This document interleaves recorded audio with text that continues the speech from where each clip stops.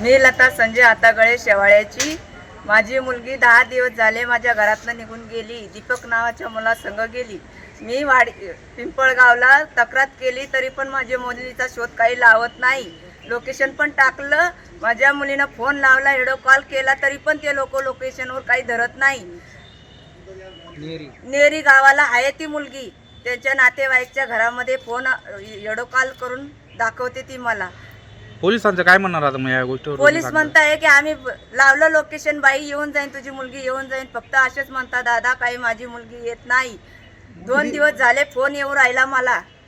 नेरीचं दाखवत आहे. पिंपळगावला मी सकाळी गेले तर ते म्हणताय की आमची कोशिश चालू आहे. म्हणजे 8-10 दिवस झाले अद्याप तपास लावला नाही पोलिसांनी? तपास लावला नाही. आता आम्हाला कालपासून फोन आला की नेरीचं माहिती पडलं आम्हाला, तरी पण ते लोक गेले का नाही ते काही आता त्यांनाच माहिती आहे. इथं पोलीस स्टेशनला अधिकारी कोण आहे? अधिकारी कोण आहे आता तेवढं काही मला नाव माहित सांगा ना त्यांचं. अधिकारी बाई आहे, लेडीज आहे का कोण आहे? रेडीच आहे वाटतं मॅडम.